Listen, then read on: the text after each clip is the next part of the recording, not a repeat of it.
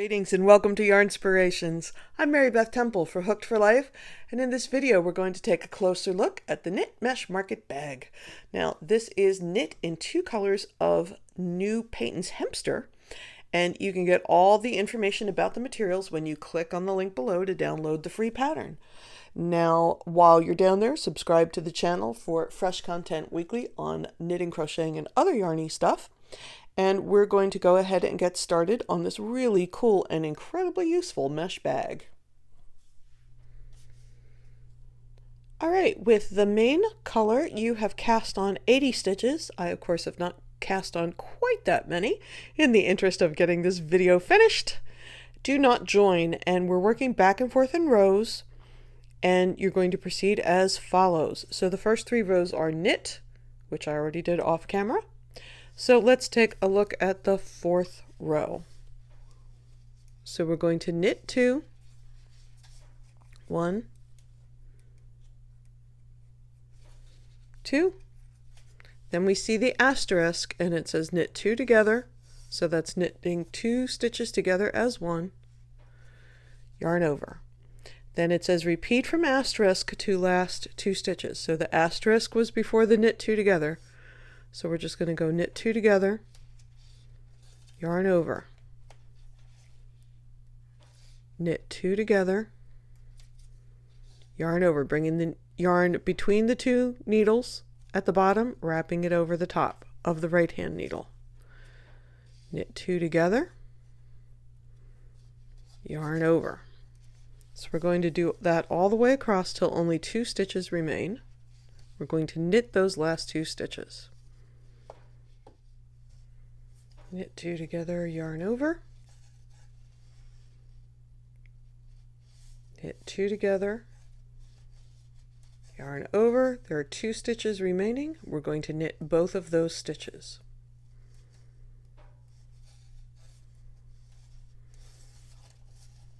So here's what it looks like after the 4th row, and you can see our lace pattern's already starting to build up. For the 5th row, we're going to just knit across.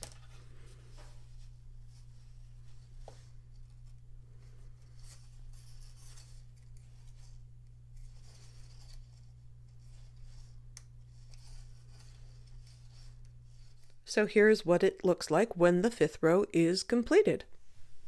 Moving on to the 6th row, going to knit 2, 1, 2, and then we see that asterisk and it says yarn over, knit 2 together, repeat from asterisk to last 2 stitches, yarn over, knit 2 together, yarn over, knit 2 together.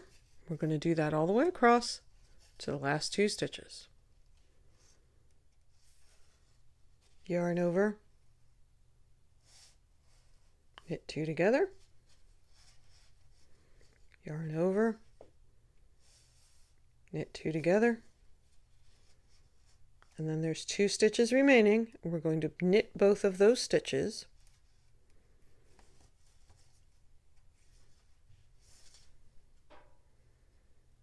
And then the 7th row is also a knit row. So we're going to repeat those last 4 rows, so that's rows 4, 5, 6, and 7, until the work measures approximately 22 inches or 56 centimeters from the beginning, making sure to end on a 6th row, so the pattern works out nicely. Now, I will also say this, because you are knitting on the right side always, that's the 5th row and the 7th row. And their 4th row and 6th row, which are wrong side rows, are very similar. The 4th row is knit 2 and then knit 2 together, yarn over all the way across. And the 6th row is knit 2, yarn over, knit together, knit 2 together all the way across. So you want to have a system for marking what row you're on, whether that's making check marks with a pencil or some people use highlighter tape or, you know, whatever system works for you. But you want to make sure when you put your work down to answer the phone or pet the cat or pick up the child or whatever it is that you need to do, you want to make sure that when you come back that you know what row you need to knit next. So I'm going to continue on. I'm going to put a few more rows on this so that we can take a closer look at folding it up, sewing it together, and putting on the top edge. So I just finished that 7th row, so now I'm back to the 4th row. Knit 2,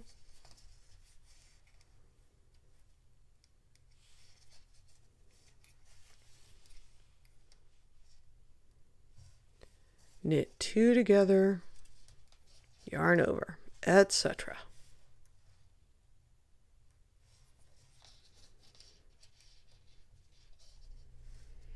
So here we are after several rows have been put in. You can see the mesh pattern picking up here, and I have my 2 stitches in garter stitch at the beginning and end of the piece, and this is a 6th row that I have just finished.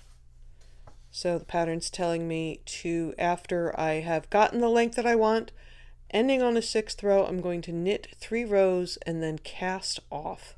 So that's what I'm going to do right now. After which I'm going to fold the body in half, aligning the cast on and cast off edge. So I'll be folding it this way. And then I'm going to sew the 2 side seams up. Now, once again, your piece is going to be so much bigger than this, but this gives us enough that we can move on and take a look at the upper edging and the straps. So the next thing I want to do is, beginning at the side seam with A, pick up and knit 156 stitches evenly around the opening. Join in around, placing marker on first stitch, so you know where the beginning of the round is. Now, because your piece is bigger, it's going to fit very nicely on your circular needle. I'm going to have to do a little adventuring here to make it all work out. But you're going to want to pick up and knit, beginning at the side seam. So here's my side seam.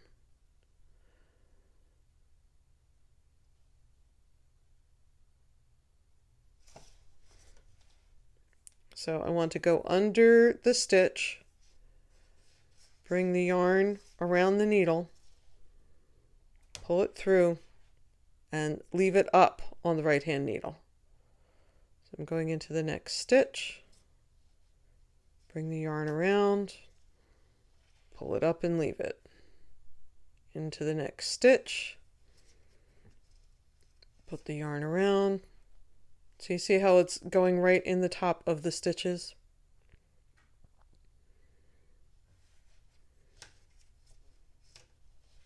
Not too difficult to do once you get into the rhythm of it.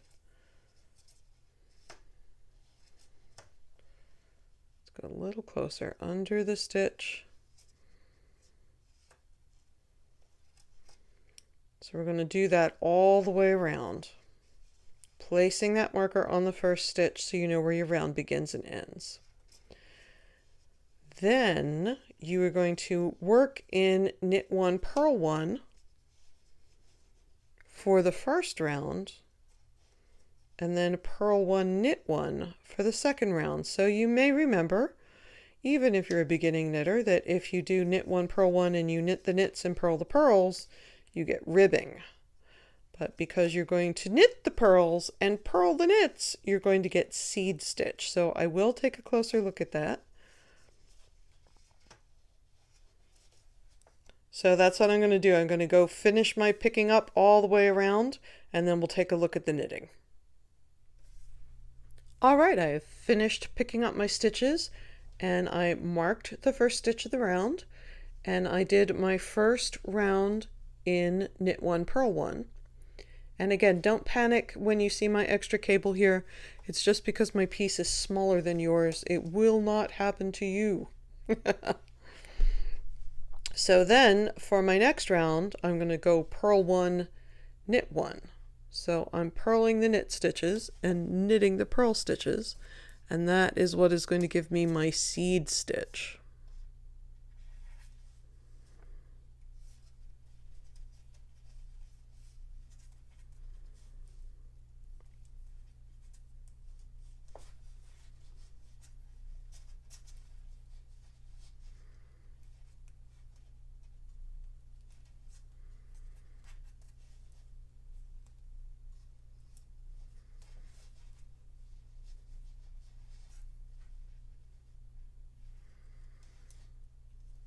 Let's take a look and see what that looks like.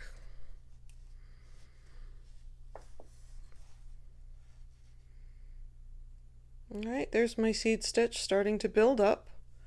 So you're going to continue that for 1 inch or 2.5 centimeters.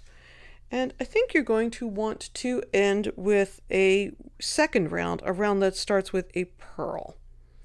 Then for the straps, so now we're on the second page of the pattern. We're going to knit 1, purl 1 14 times, so that's 28 stitches.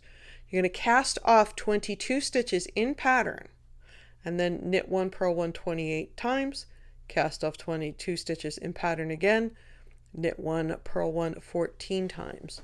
So what's going to happen, you're going to be knitting along here, then you're going to have that cast off, then you're going to knit there, and then back on the other side, you're going to have the second cast off, and then you're going to come back to the beginning of your round.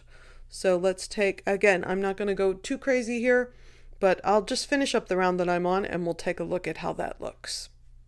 So I just have a couple of rounds of seed stitch, but you get the idea.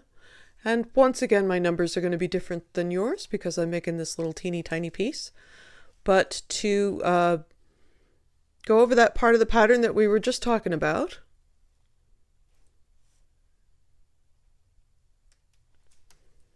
we're going to knit 1, purl 1, the number of times that it tells you to. Remembering that you're knitting the purls and purling the knits, which is what's going to keep your seed stitch going.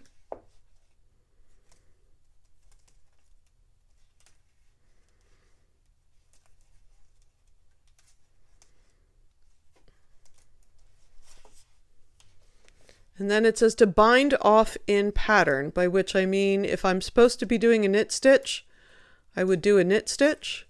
And if I was supposed to be doing a purl stitch, I would do a purl stitch.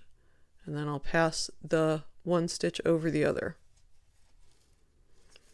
So I'm going to knit, pass that over, purl, and this is what they mean by binding off in pattern. It's going to keep your seed stitch looking nice and neat.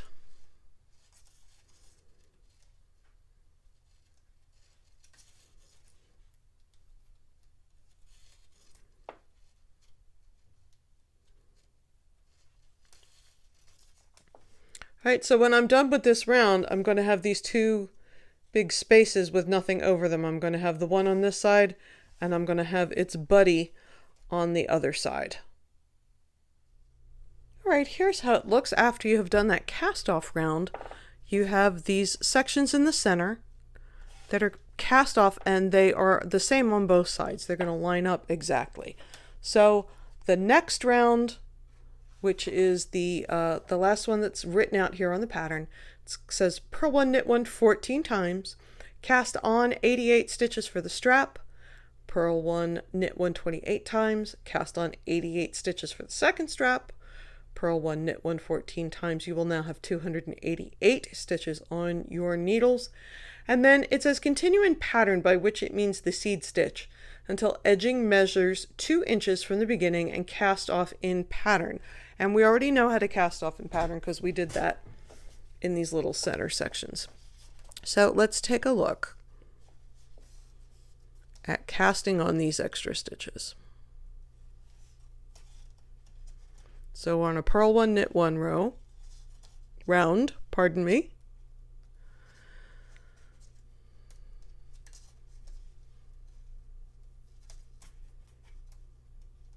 And again, my numbers are not going to be quite the same as yours just because my piece is so much smaller.